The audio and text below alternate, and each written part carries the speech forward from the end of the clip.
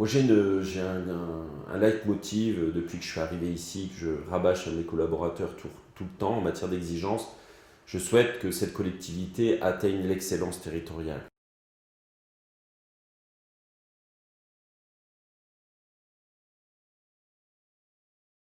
Je suis Sophie Cornette, je suis au SIAV maintenant depuis presque 16 ans. Je me présente, Frédéric Darbecourt, je suis directeur territorial. Je travaille au SIAV depuis un peu plus de 15 ans maintenant. Bonjour, donc je m'appelle Emmanuelle Gourland, je travaille au sein du syndicat intercommunal d'assainissement de Valenciennes depuis 14 ans maintenant.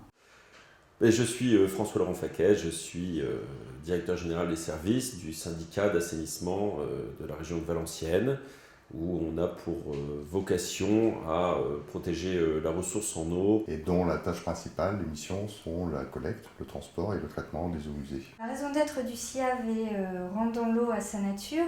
Je me sens pleinement actrice de la manifestation de cette raison d'être. Cette raison d'être, à mon avis, correspond bien parce qu'elle pose à la fois bien nos missions et en même temps elle permet d'apporter une part de rêve, une part de sensibilité qu'une autre raison d'être n'aurait peut-être pas apporté. François Laurent, notre directeur général des services, nous a annoncé un jour que nous allions partir en holacratie. Au départ, quand il m'en a parlé, je ne comprenais pas son enthousiasme. Je me disais, mais c'est quoi, c'est pour que ça soit aussi révolutionnaire? Alors ce terme était complètement inconnu. Ma position a d'abord été une position de découverte et d'interrogation, forcément, parce que je ne connaissais pas du tout.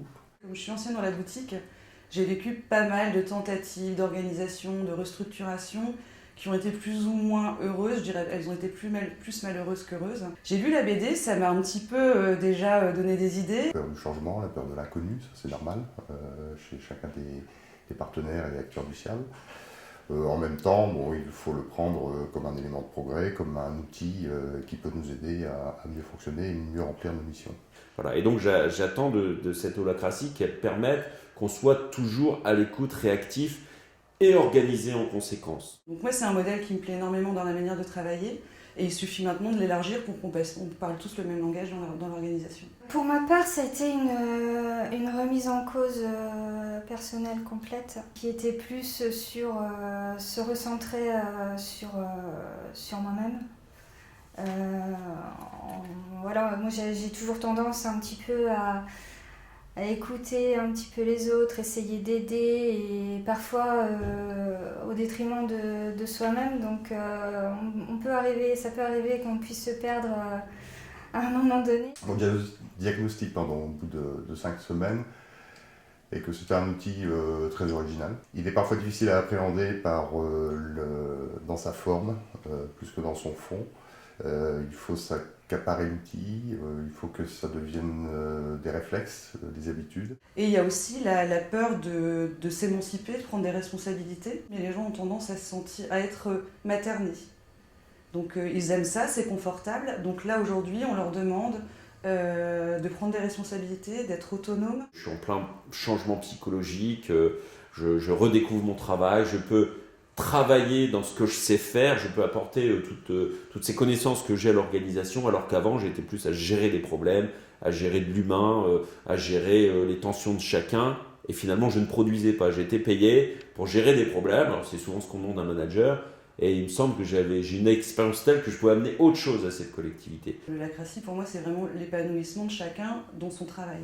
Ça amène les gens à se positionner en tant qu'acteur indépendant et moins peut-être dépendant d'une hiérarchie. Donc ça peut être aussi perturbant, mais ça peut amener également les personnes à un petit peu se remettre en cause dans leur façon de fonctionner. On voit qu'il y a des gens enseignables et qui avancent et qui s'éclatent en fait avec ce système parce que les process sont très bien faits. Et il y en a d'autres où il faudra peut-être un peu plus de temps. Et je pense que chemin faisant, un peu à la fois, cette étape technique étant passée, ça va, je pense, couler un peu plus de sources, être plus fluide au niveau du fonctionnement. Il y a des interrogations, mais un peu à la fois, je pense que les gens vont s'approprier cette méthode qui, à mon sens, va leur permettre d'être beaucoup plus autonomes dans leur façon de travailler. Le processus nous aide à s'organiser, à se mettre en rang prêt pour la bataille en fait.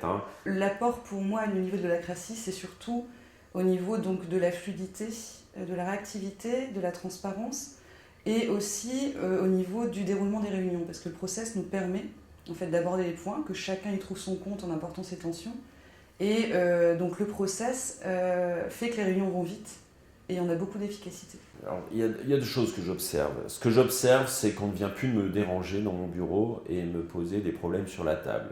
Alors c'est vrai que j'ai mis tout de suite, dès le premier jour de l'Acratie, un panneau sur ma porte pour dire maintenant, si vous entrez, il va falloir que vous sachiez pourquoi vous entrez. Qu'est-ce que je fais quand je travaille ? Comment je le fais et surtout pourquoi je le fais. Et ça a été un apport personnel immense parce qu'on ne se remet jamais en question. Donc là, c'était vraiment de dire mais pourquoi je fais ça et dans quel but ? Est-ce que ça correspond effectivement à la raison d'être de mon organisation ? Est-ce que le ciel attend ça de moi ? Une évolution des mentalités, je pense qu'il faut être assez pédagogue pour amener ça de manière peut-être un peu douce. Des fois, c'est peut-être un peu brutal, où on met les gens devant des faits. Mais c'est tout à fait possible, les gens peuvent tous changer. Et quand c'est changé pour mieux, ça pose pas de problème. Il faut juste qu'ils comprennent en fait que c'est pour que ça aille mieux.